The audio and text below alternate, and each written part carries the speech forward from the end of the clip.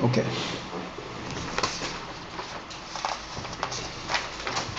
Let's get the scriptures on the Ships of Tarshish real quick, so I can get that. Then we'll open this up for questions here.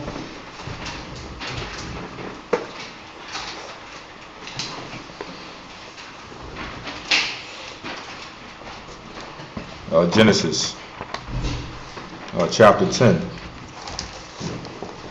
Okay, go ahead. Genesis chapter 10. Verse 4. Go ahead. We're going into the ships of Tarshish. Why? We have some people teaching out there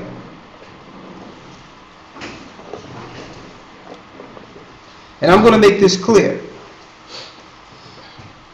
All right. And I'm going to make this clear for all the brothers and sisters out there who might be listening to this. When we go into the scriptures and it says, "Come out of her, my people," that's not the gathering of Christ Church saying, "Come out of her, my people." That's not myself or another person saying, "Well, this is what our opinion is," or "This is what our philosophy is concerning come out of her," when the Bible says come out of Babylon. That's what the Most High said. Now, each person as an individual outside of others have to decide what that scripture means. We're not going to force what we're saying on anyone. But what we believe is to come out of her. Not just spiritually, but physically also. Because the plagues that are coming to Babylon are physical plagues. The plagues that came to Egypt were physical plagues. So we believe that the Most High is saying, "Come out of her," forewarning his people and believers of truth before he bring the damnation as he did Egypt. That's what we believe. Now, if others believe something different, then we'll have to see. All right? And we also believe, coming out of her, that just because you come out of her, it's not over. You still must proclaim the truth and bring the truth throughout the four corners of the earth. All right. Now I'm saying that because some people are saying, "Well, listen to what's going on here. You don't really have to leave Babylon, because after everything is done, the Most High is going to send the ships of Tarshish over to pick us up." All right. And I don't mean to alarm anyone, but I feel that on these Sabbaths, after we go into the law, we should bring out certain understandings so that you can know what time it is. All right? There will not be ships of Tarshish coming to North America. And that's biblical, and we're going to prove that. There will be, we want to repeat it, you can hold it, you can listen to this clearly. There will be no ships of Tarshish coming to North America. And I'm going to show you out of the scriptures. That's number one.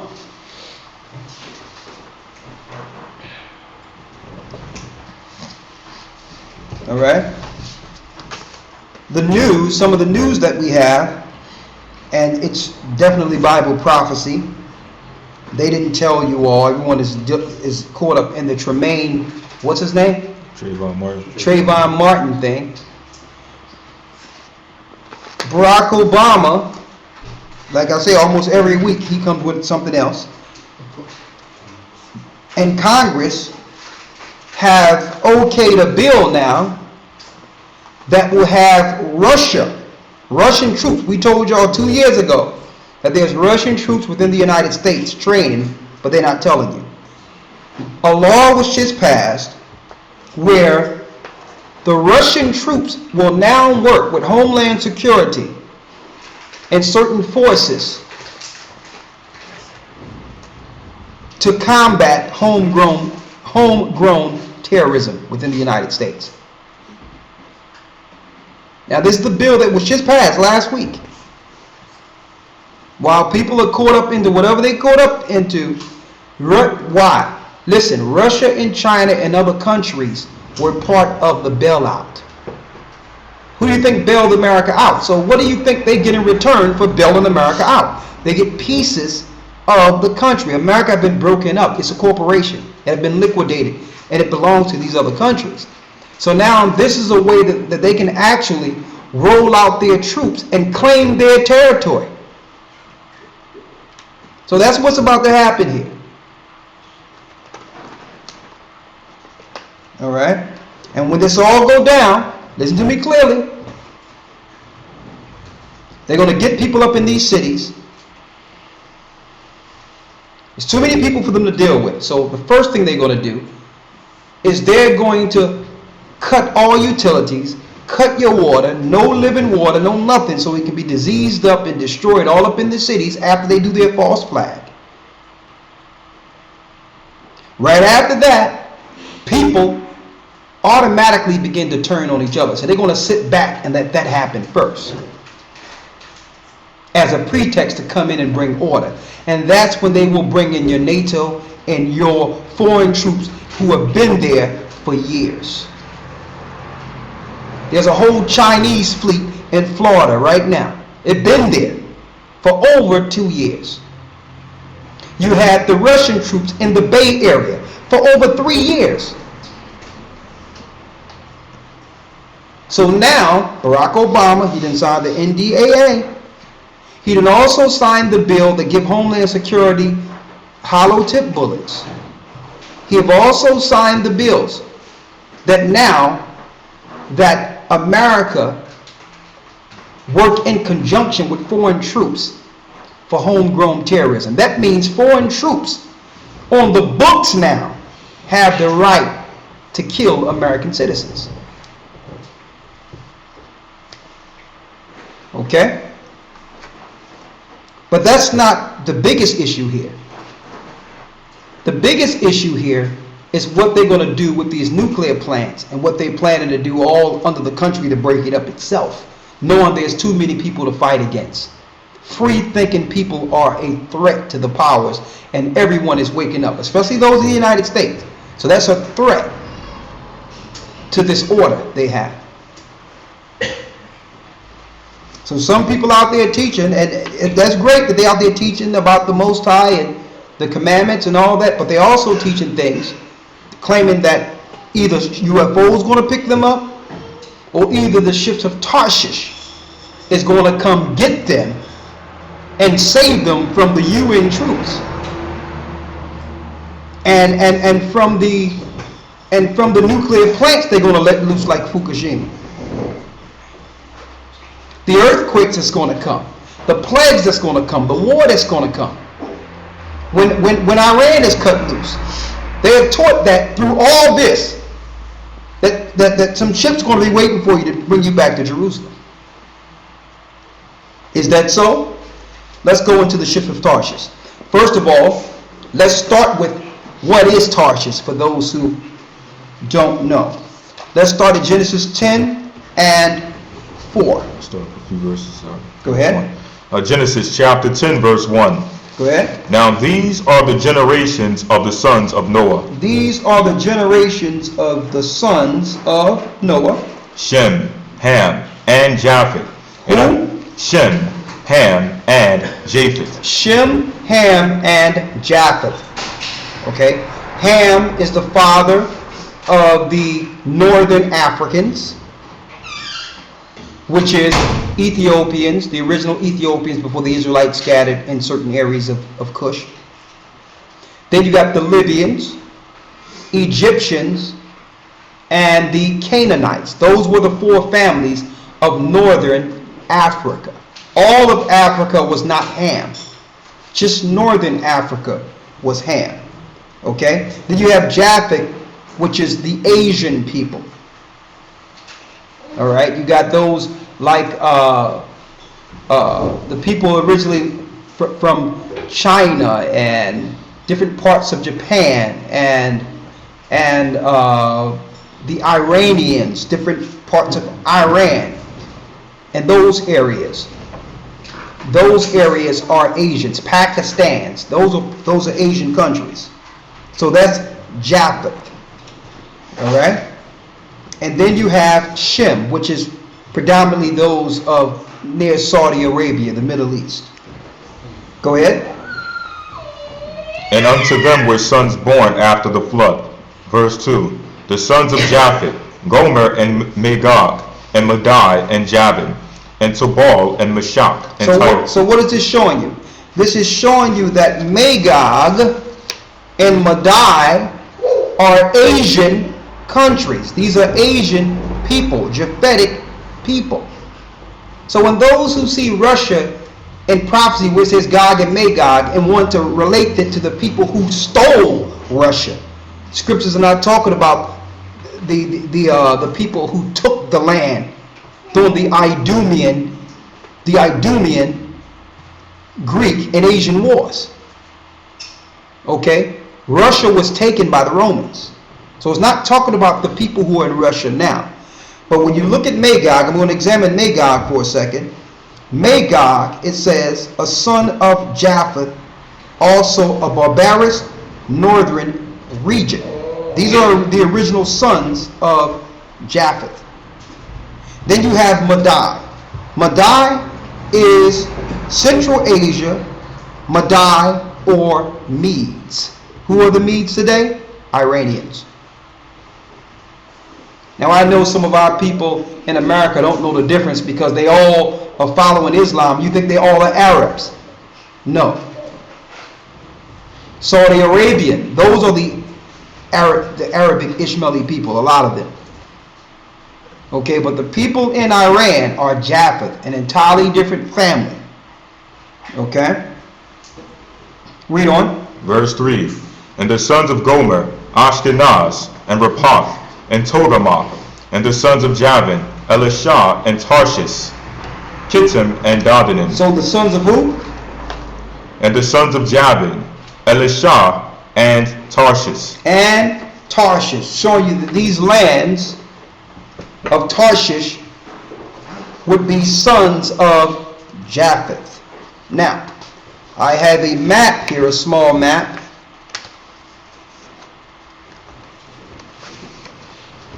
Okay. Here, for those who want to look at this, it's crystal clear. All right. See Tarshish?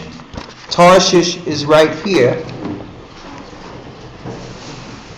right off the Mediterranean. Yes. Which is southern Turkey. These were the original Japhetic people. All right? When you look down here near Egypt, and you look over here, you'll see some of the sons of Ham who lived there. So Egypt is going down this area. You got Egypt here, then you got the tongues of the Red Sea down there. Egypt all along here, along the Mediterranean. All right? So you got Ham, Shem, and Japheth, which surrounded, the Gentiles surrounded what? The Great Sea, or the Mediterranean. And there's many isles on this side that you can't even see because it's a two-part map, but there's a lot of islands on this side, so-called Greek islands, which are also part of this map. Right? So when it talks about the ships of Tarshish, it's talking about ships that will be coming from around the Great Sea. They'll be ordered from the Great Sea, the ships of Tarshish, from the Mediterranean area. Okay? So let's go into it here. Let's go to Zechariah 13.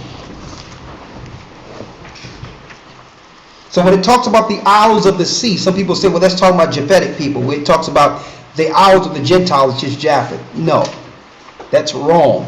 Because it starts off with Ham, Shem, and Japheth. The isles of the nations.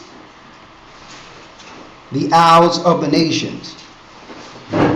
Which is the places in which Ham, Shem, and Japheth originally went after the flood, after the water receded.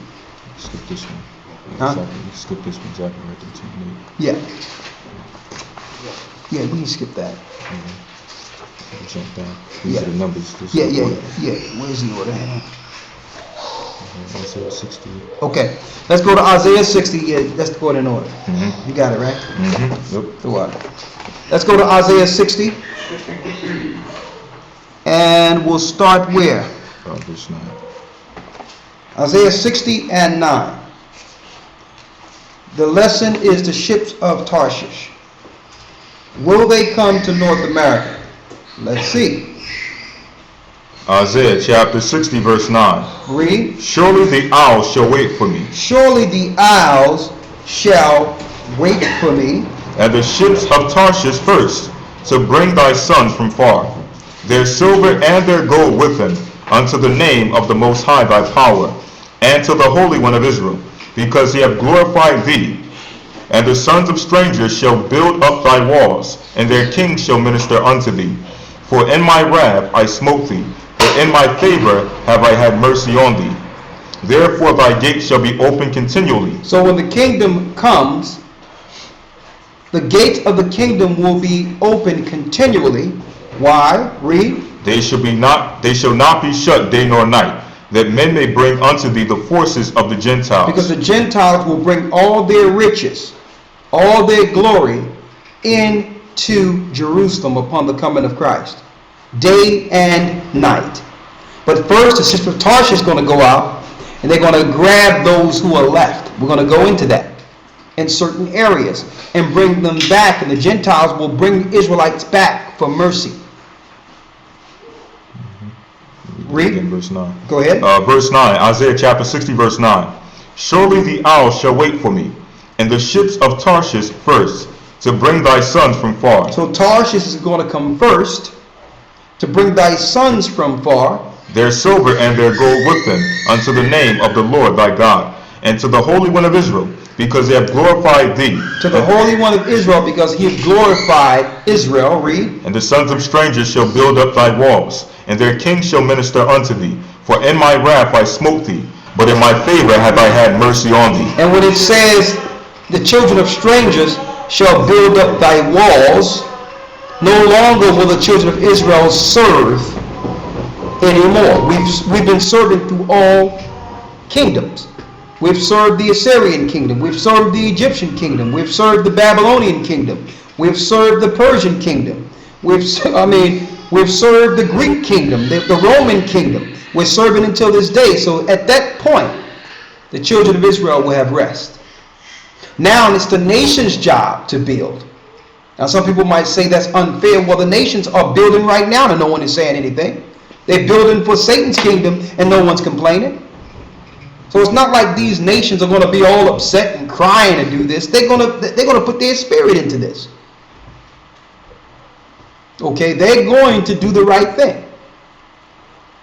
The earth was given into the hands of these Gentiles for a long time. Now the earth is in a tough state. It's in a terrible state. The Gentiles are going to have their hand in cleaning things up. That's only fair. Read on. Verse 11. Therefore thy gates shall be open continually.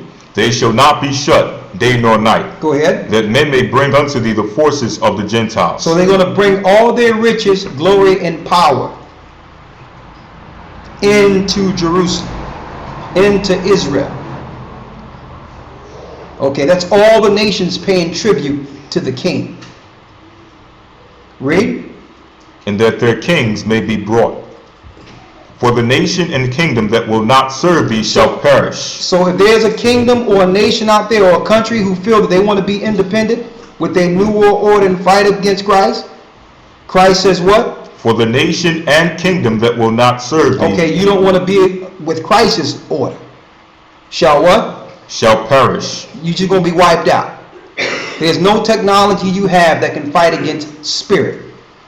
So if you don't want to go along with this, okay, you're in the spirit world now. You out of here. That's the way that goes. Okay?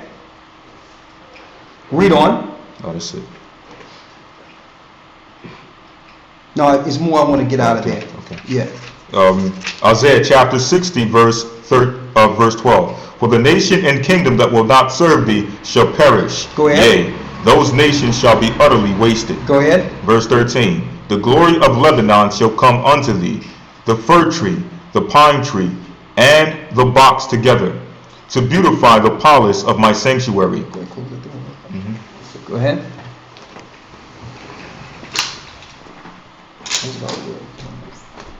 Go ahead.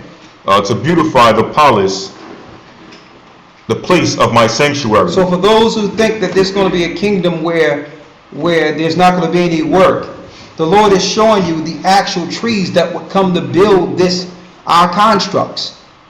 He's showing you the location in which the materials will come from. So Christians got this preconceived notion that the kingdom is going to float out and this is going to be streets of gold and just no one doing nothing. No, it's not that way. The nations are going to come. They're going to bring the children of Israel to the cities. They're going to bring their gold and silver, and they're going to be put to work. Okay, now let's build this thing. Read. Verse 13. The glory of Lebanon shall come unto thee, the fir tree, the pine, and the box together, to beautify the place of my sanctuary. And I will make the place of my feet glorious. Go ahead. The sons also of them that afflicted thee shall come bending unto thee. So the people who have afflicted us, talking about these high officials, these people who are behind closed doors pushing legislation to destroy us. Read. Shall come bending unto thee, and all they that despise thee shall bow themselves at the soles of thy feet. So the Most High is going to break the nations. They're going to bow to our feet. The same people they've been calling all these derogatories. This links directly with Revelations 3 and 9, where he says the people who say they are Jews and are not, he's going to make them to bow before thy feet, to know that I've loved thee. We're going to know when Christ returned that he loved us the whole time. Even though this world have showed us, you've showed us zero love. And it's amazing how on all these Gentile religions they talk about love. What love have you showed God's people?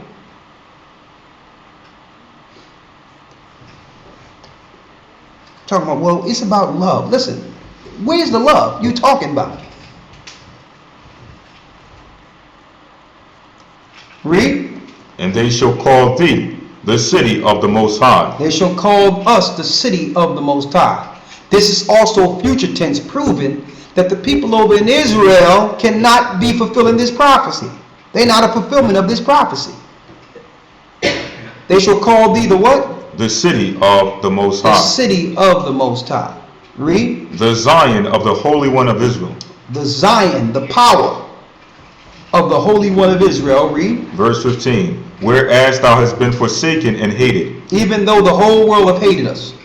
Read. So that no man went through thee. I will make thee an eternal excellency, a joy of many generations. Go ahead. Thou shalt also suck the milk of the Gentiles, and shalt suck the breast of kings. And thou shalt know that I, the Lord, am thy Savior, and thy Redeemer, and the mighty one of Jacob. I need you to look at this word Savior here. And what did that word Savior say? Yeshua. It says what? Yeshua. For those who are wondering what is Christ's name, it's what? Yeshua.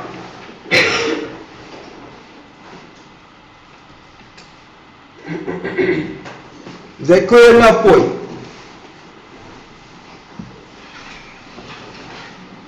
If you're speaking from the second person, it's Yeshua, but Savior is Yeshua. It's not Yehoshua, it's not Joshua. For she shall bring forth a son, and you shall call his name Savior, for he shall save his people from their sins. This is the prophecy of Christ coming.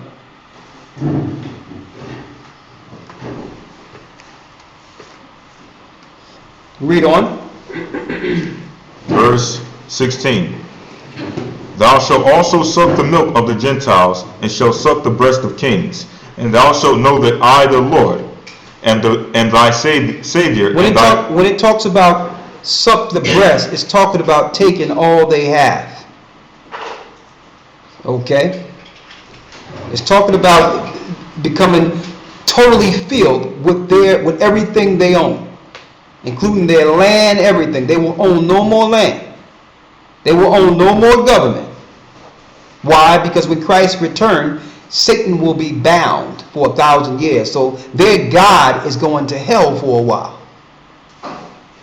So all the substance that came with them worshiping Satan will be given back to its rightful owner. Read. And thou shalt know that I, the Lord, am thy Savior, and thy Redeemer, and the mighty one of Jacob.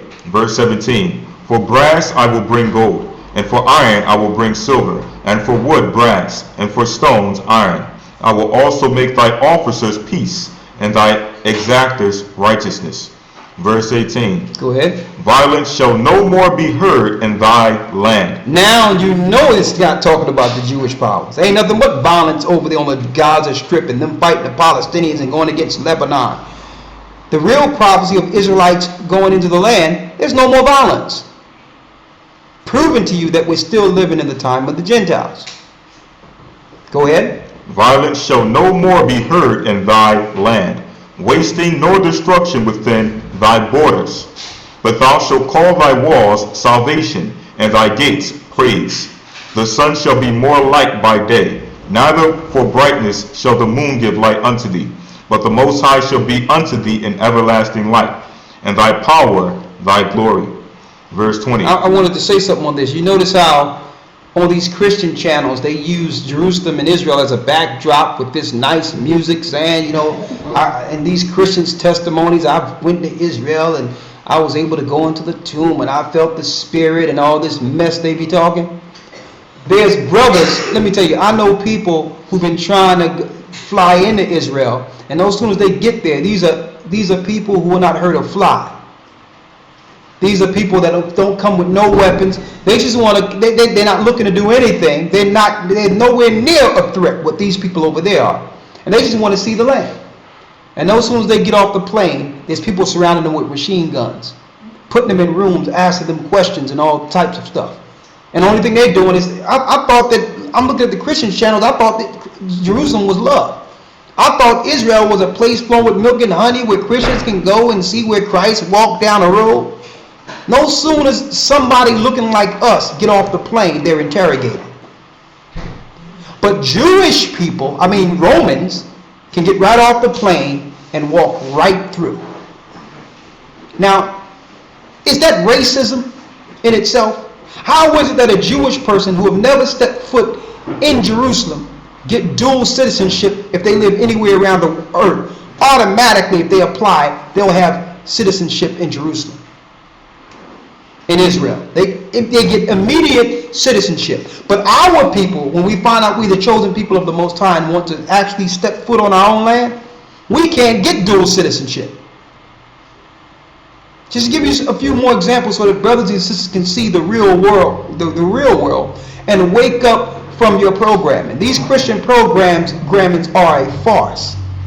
They have the music playing and the waters running down, and people talk about how great Jerusalem is, and I've walked on the Holy Land, and I've seen the River Jordan, and you're like, you know what? I want to one day go to Israel. It make you want to one day go there. And as soon as you get off the plane, you got 20 guys with all black on with jack boots and machine guns ask you, what are you doing here, slave? But soon that will be no more. Read on. Verse 20. Thy sun shall no more go down, neither shall thy moon withdraw itself, for the Most High shall be thy everlasting light, and the days of thy mourning shall be ended. We will have continued light coming straight from our homeland. It will light the universe. It's a new heaven and a new earth. Now, for those who claim that there will not be any reprocreating in the kingdom, let's read on so we can see that. Verse 21. Thy people shall also be all righteous. They shall inherit the land forever. The branch of thy planting, the work of my hands that I have glorified. Verse 22. Go ahead. A little one shall become 1,000. A little one, just a little old guy, shall become 1,000. See, they want to deal with eugenics. They're not going to be able to stop us in the kingdom, though. A little one shall become 1,000, and what? And a small one a strong nation. And a small one a strong nation. All right. So I know they did a lot with this abortion thing and all the stuff they've been doing with that. But the Most High is going to, all those spirits is coming into this earth. You're not going to stop those spirits from coming into this earth. Now there's more. That's what Isaiah 60, right? 60, 66. All right, let's get the next one here. Is it right here? Oh, yeah. Ezekiel 38 and 11. Ezekiel chapter 38, verse 11. Talking about the ships of Tarshish.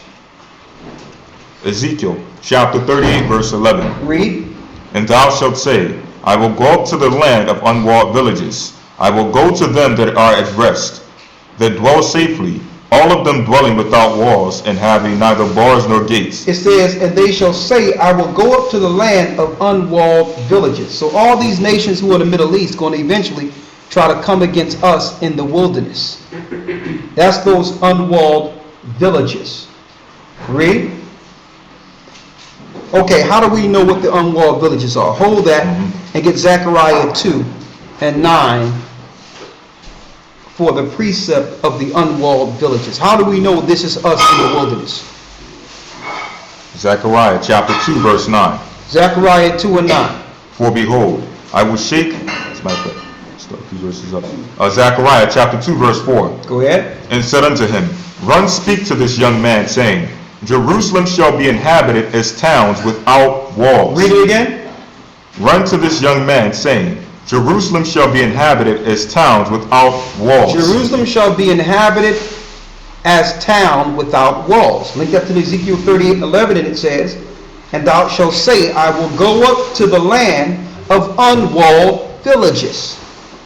I will go to them that are at rest. So we're going to be in the wilderness resting. Even while the whole chaos is going out down in the earth, the Most High will have a place for rest. For those who have escaped certain areas. It's going to tell you this.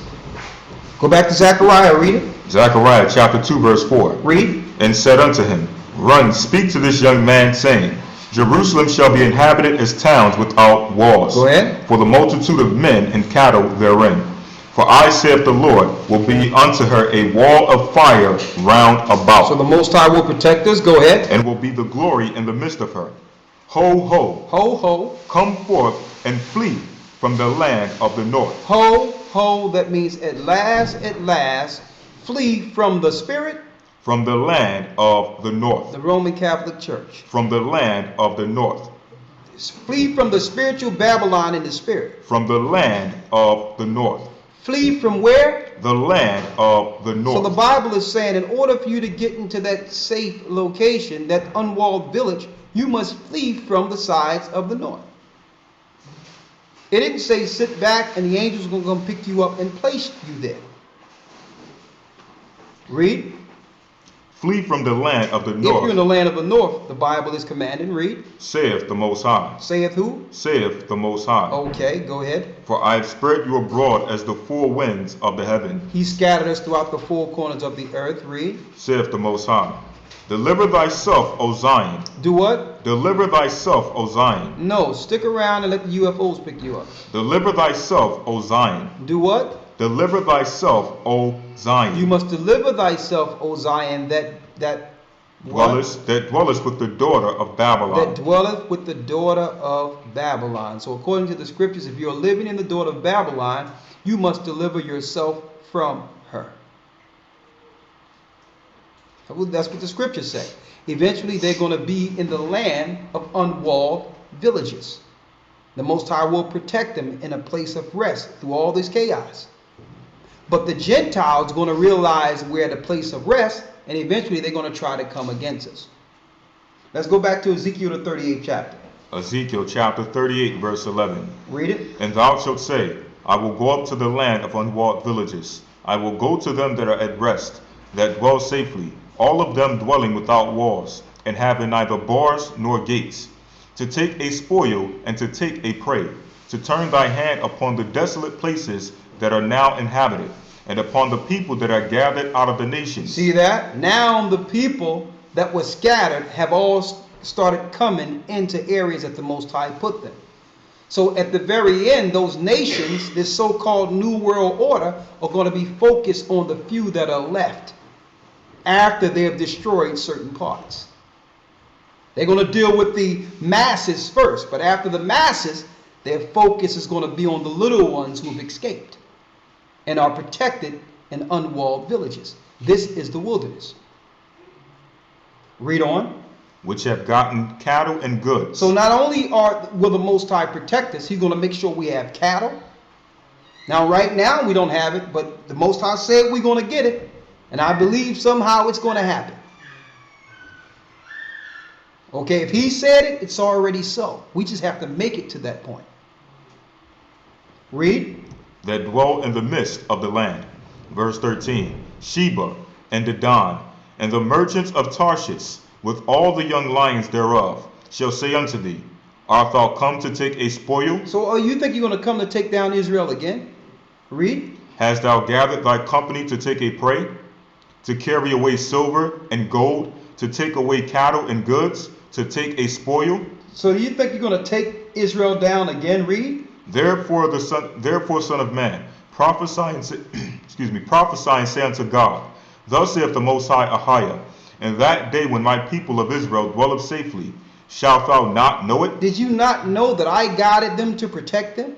So when those nations start coming out, Gog and Magog together to try to eventually get turned into the Middle East to come against us, the Most High is going to say, well, don't you know that you can't do this to my people this time? They calling on me now. All right, no, I'm going to fight for them. See, and this is the real reason these nations are in the Middle East making a garrison to try to stop us from coming back. They know that the prophecies are being fulfilled in which the children of Israel would be in those borders. Those self-same borders. They know this. So now the Jewish people, understanding prophecy with all our records, are now making garrisons and making it where we can't travel freely. Now that we're waking up from their hallucinogens, their drugs, and their psychology. Now that we understand their religions have been a snare and a trap. And we desire Zion. They know this now. Now that we understand that they are a bunch of frauds. So now they're using this terrorist thing to set up garrisons in an attempt to stop us, the children of Israel, from traveling freely. Read. Verse 15. And thou shalt come from thy place out of the north parts, thou and many people with thee, all of them riding upon horses, a great company and a mighty army. And thou shalt come up against my people of Israel, as a cloud to cover the land. It shall be in the latter days, and I will bring thee against my land, that the heathen may know me, when I shall be sanctified in thee, O Gog, before their eyes. Go ahead. Thus saith the Most High Ahiah, Art thou he whom I have spoken in old time by my servants the prophets of Israel, which have prophesied in those days many years, that I will bring thee against them? It shall come to pass at that same time when God shall come against the land of Israel, saith the Most High Ahiah, that my fury shall come up in my face. Read it again. It shall come to pass that at that same time when God shall come against the land of Israel, saith the Most High Ahiah, that my fury shall come up in my face. Go ahead. Verse 19. For in my jealousy and in the fire of my wrath have I spoken. Surely in the day there shall be a great shaking in the land of Israel. Go ahead. So that the fishes of the sea and the fowls of the heaven and the beasts of the field and all creeping things that creep upon the earth and all the men that are upon the face of the earth shall shake at my presence, and the mountains shall be thrown down, and the steep places shall fall, and every wall shall fall to the ground. And I will call for a sword against him throughout all my mountains, saith the Most High Ahiah. Every man's sword shall be against his brother. And I will plead against him with pestilence and with blood. And I will rain upon him and upon his bands. And upon his bands, that's all his armies that's coming against us. Read. And upon the many people that are with him, an overflowing rain, and great hailstones, fire and So the brimstone. Most High is going to destroy all those armies from the Middle East who think they're going to come against us. They think they're there for the New World Order, but they're not telling people they're there as a garrison against us. That's the real reason all the armies are going into the Middle East. They're going to first destroy and try to destroy our people, like in America and different places, with this so-called New World Order terrorist garbage. But after they have after they have destroyed the masses, a tenth of us going to make it through, and they're going to start focusing on us. Finish reading. Verse 23. Thus will I magnify myself and sanctify myself, and I will be known in the eyes of many nations. Many nations going to know that the Most High is the God of all gods when this happens. Read. And they shall know that I am. That who? And they shall know that I am the Most High. They're going to know that Ahia is the only true God. So these armies are coming in the Middle East thinking they're going to take a spoil? No. You're being brought into the body of Jehoshaphat for judgment. The Most High is going to destroy you there. He's going to destroy all your armies there. And at the end of the day, Israel will rise. Let's stick to the ships of Tarshish here. Let's get the next one. Isaiah chapter 66. Isaiah 66 and 15.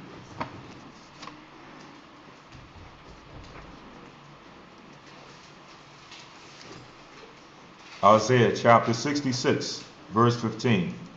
For behold, the Most High will come with fire, and with his chariots like a whirlwind, to render his anger with fury, and his rebuke with the flames of fire. For by fire and by his sword will the Most High plead with all flesh, and the slain of the Most High shall be many. Show you what he's going to do to those armies. And the New World Order so-called armies, the One World Army, is battling up, just not against us. They got technology that they feel that they can fight against the Most High himself. They have aircraft. The majority of these so-called UFOs you see running around here are Satan's vehicles. Read. Verse 17. They that sanctify themselves and purify themselves in the garden behind one tree in the midst, eating swine's flesh. So you're going to have some people that's going to be in the wilderness eating pork. Read. And the abomination, and the mouse. You have people eating mice and rodents and possum while we're in the wilderness. Read. Shall be consumed together, saith the Most And High. they're going to be destroyed with those other armies that's in the Middle East. So don't tell me what you eat is not important. So the Most High, if you got a Christian eating pork in the wilderness, he will die with the New World Order armies. Okay? Read. Verse 18. For I know their works and their thoughts. It shall come that I will gather all nations and tongues, and they shall come and see my glory. Go ahead. Verse 19. And I will set a sign among them, and I will send those that escape of them unto the nations, to Tarshish. Here's the sign. So this is where he will send the ships.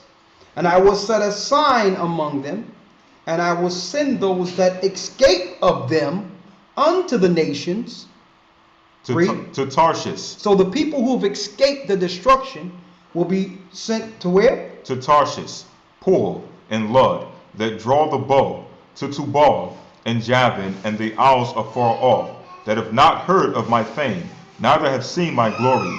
And they shall declare my glory among the Gentiles. And they shall declare my glory unto the Gentiles, showing you all the places the people will be sent to let everyone know the children of Israel are free now.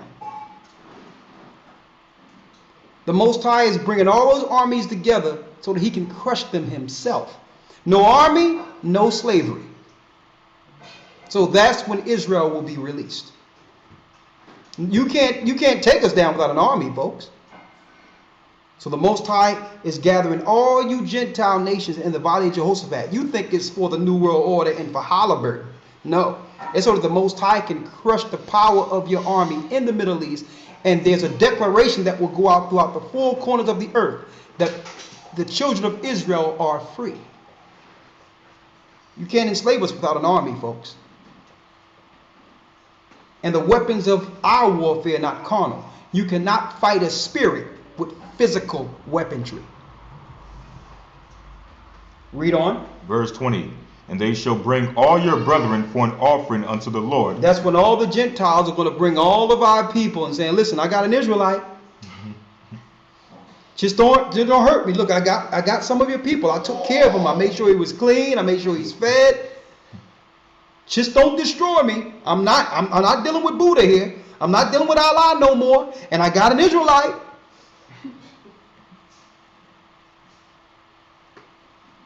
Read. And they shall bring all your brethren for an offering unto the Lord out of all nations upon horses, and in chariots, and in litters, and upon mules, and upon swift beasts, to my holy mountain Jerusalem, saith the Most High, as the children of Israel bring an offering in a clean vessel into the house of the Most High. Go ahead. Verse 21.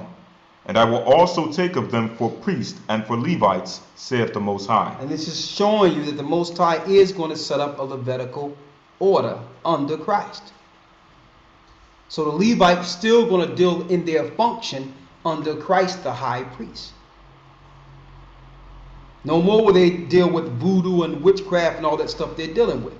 They're going to be priests under Christ, under the disciples. Read. Verse 22.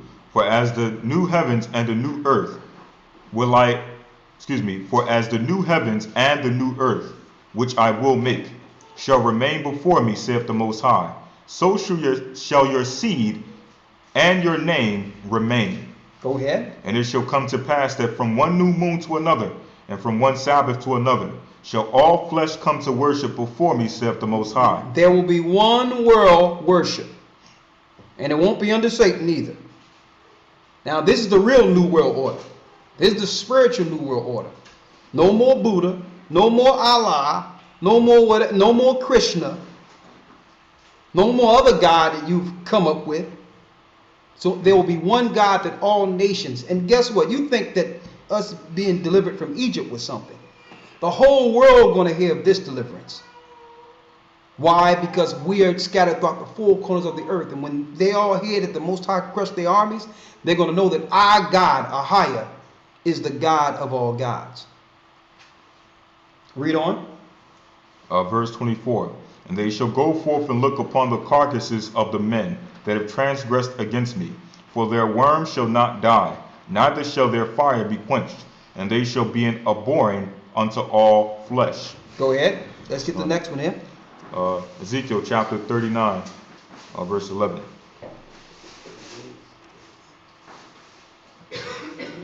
No. Okay. Well, we're talking about the birds is going to eat those guys that are part of the armies there, right? Let's read it. Ezekiel 39 and Ezekiel 39 and 1 on down. It's talking about the carcasses. Right. All right? Mm-hmm. So before you go there, let's go to Isaiah 11. Mm-hmm. 11 and 1. Just see if they all got the music. Yeah. Isaiah chapter 11, verse 1. Because in Ezekiel 39, it speaks about the birds that will come and eat their carcasses. Yeah. Mm-hmm. And in Matthew, it says, let's go to Matthew 24 and 25. That's the one. Mm-hmm. For Isaiah? Yeah. Matthew 24 and 28, I think. Yeah. Read it again. Isaiah chapter... Matthew 24 and 28, yeah. Matthew chapter 24, verse 28. Yeah.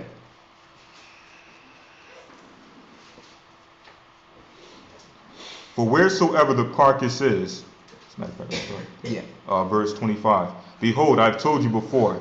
Wherefore if they shall say unto you, Behold, he is in the desert, go not forth. That means if someone tell you that Christ is in the desert, don't believe him. Read. Behold, he is in the desert, go not forth. Behold, he is in the secret chambers, believe it not. So if someone tell you, well, I know where Christ is, don't believe him. Read. Verse 27.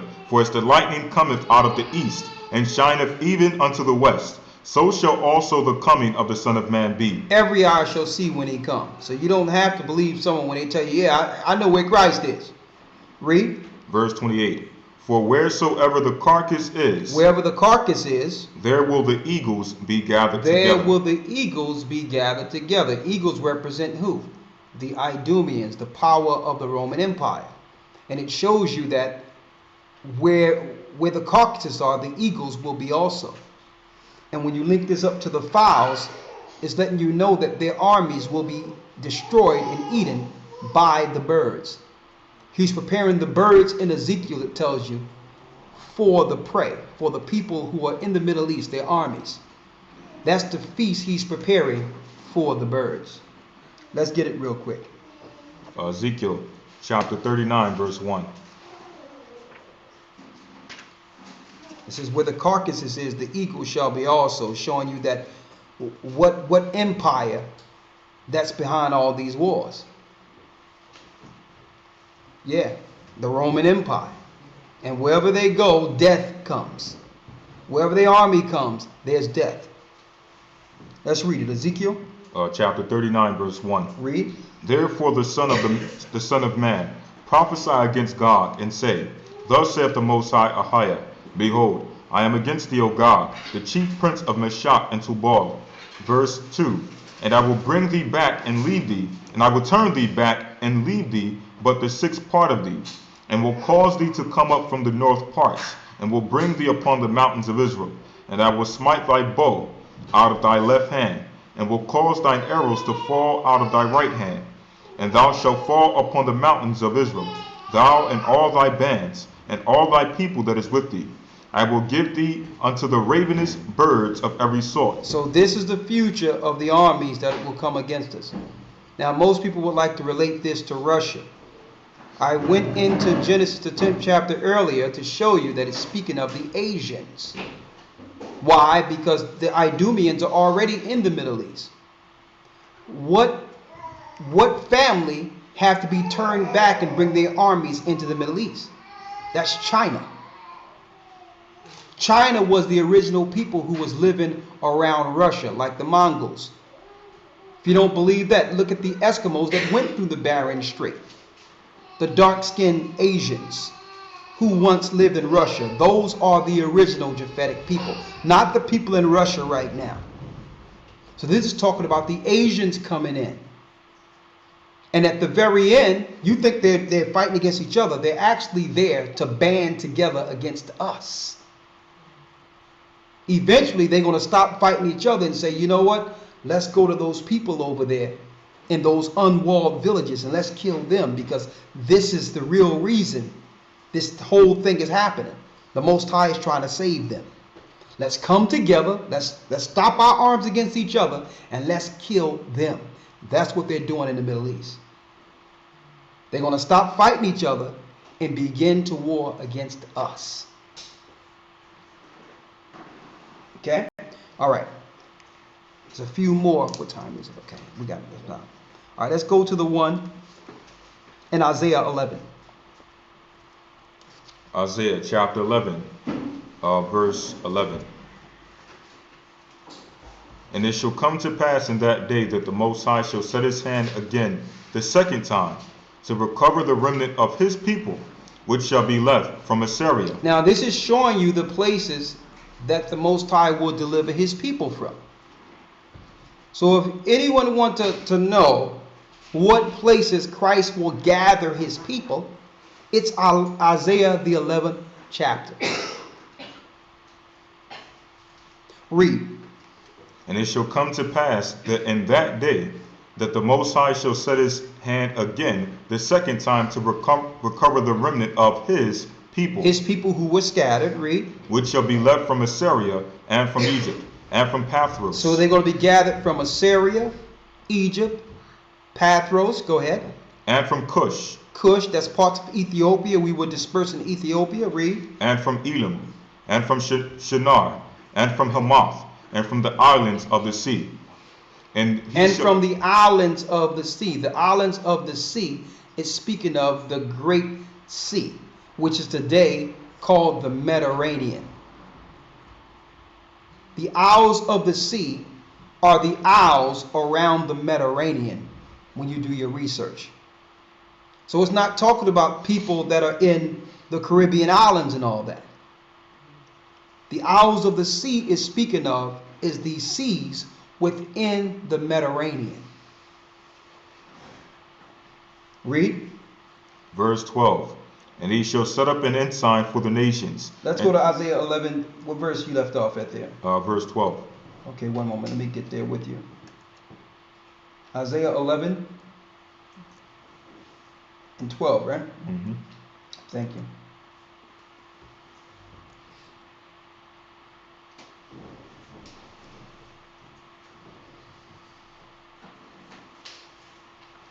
Read on.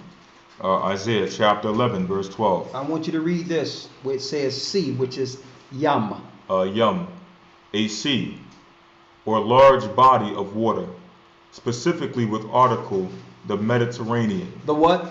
The Mediterranean. The what? The Mediterranean. And that's Hebrews.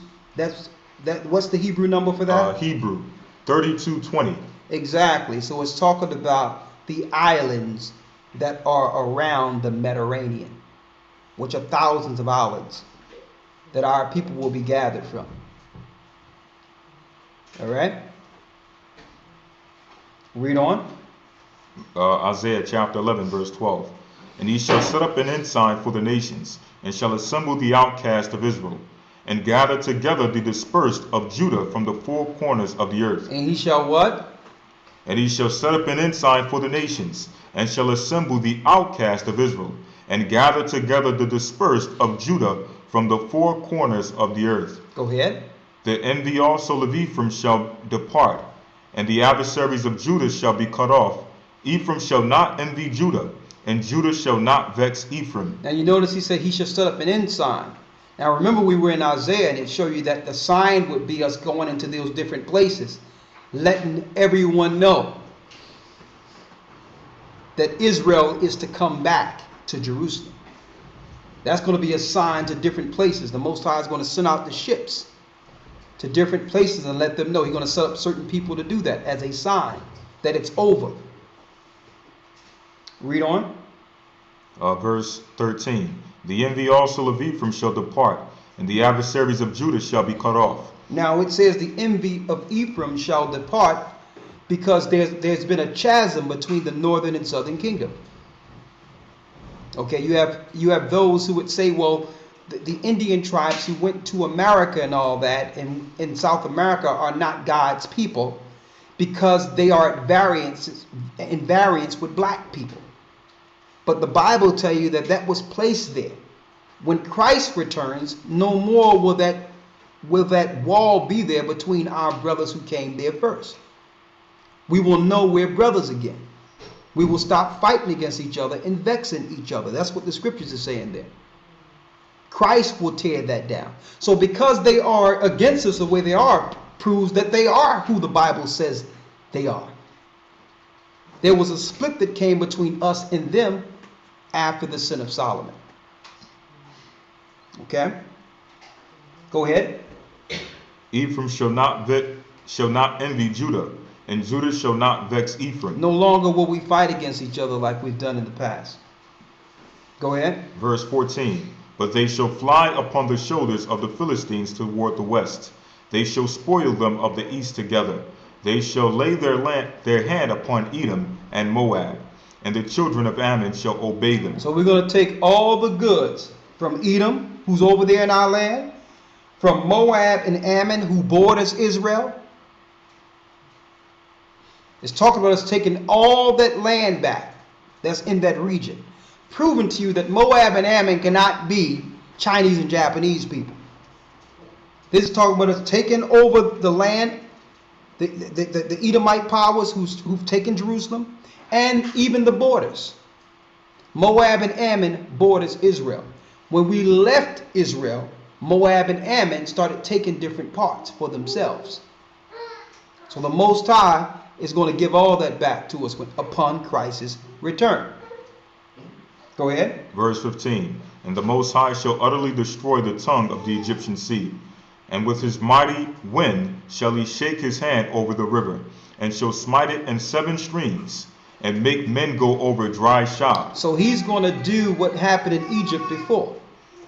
He's going to smite the tongue of the Red Sea, and our people are going to walk over dry ground again, back into our land. This is going to be greater than us coming out of Egypt. He's going to smite the waters 7 ways, and we're going to walk on dry shod again. Thus saith Ahijah. Read on. Verse 16. And there shall be an highway for the remnant of his people, which shall be left from Assyria, like as it was to Israel in the day that he came up out of the land of Egypt. That's crystal clear. That's a clear description on how a lot of us will walk in to Israel. Okay? Second Ezra 13. I'm about to say, let's get 2 Ezra 13 and 39, because some people might ask, well, what about the Indian tribes who are over in the Americas?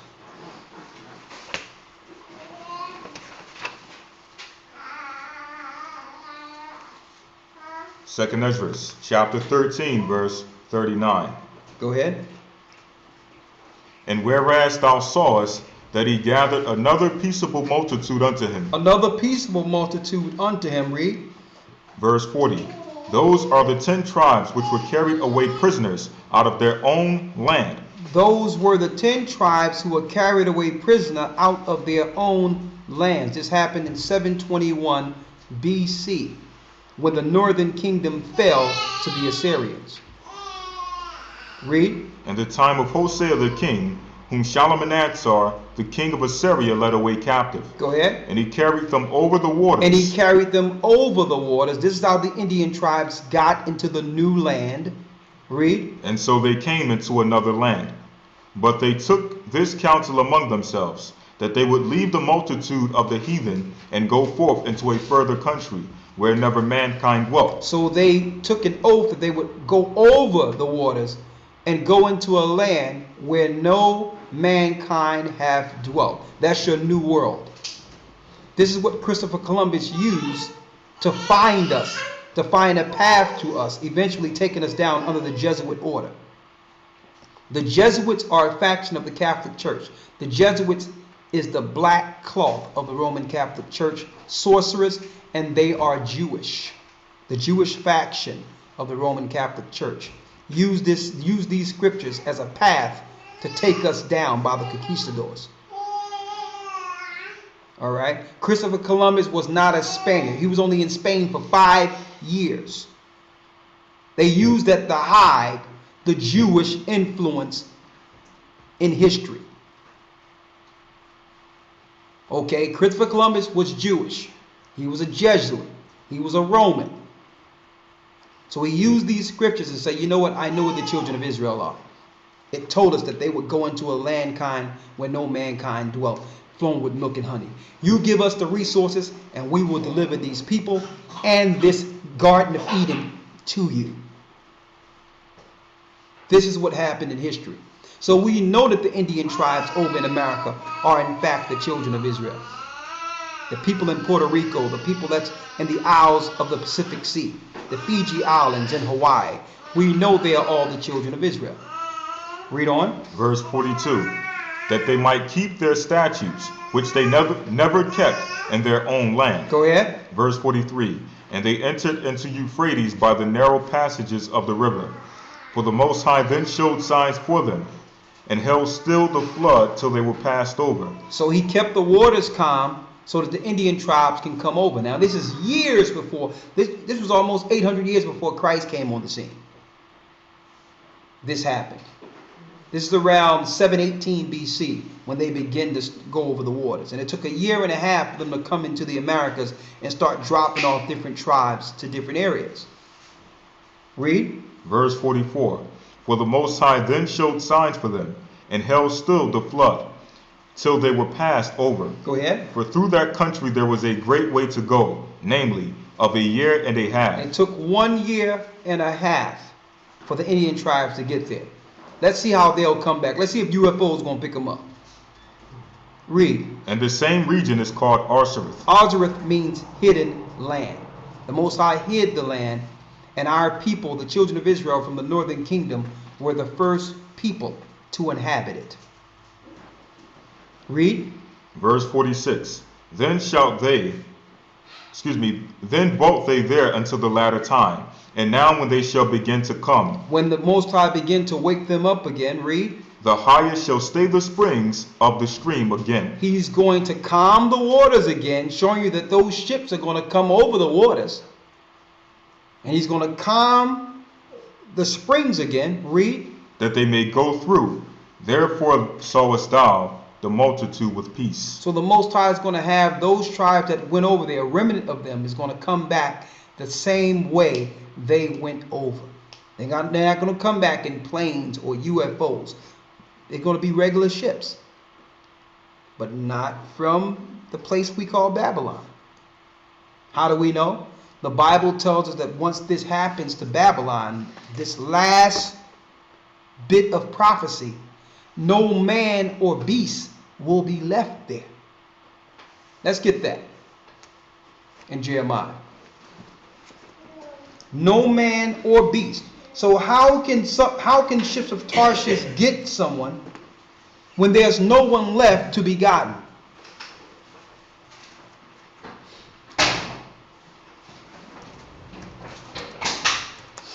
Another thing. Yes, sir. Is that saying that they'll be got by the ships, or they'll come out by themselves? Isn't that saying something different? Well, it tell you that the Most High is going to send the Ships of Tarshish. Okay? Now, they could have some ships themselves also. But we know that's going to be the way of travel. They're going to come through with ships. You understand? That is a good question.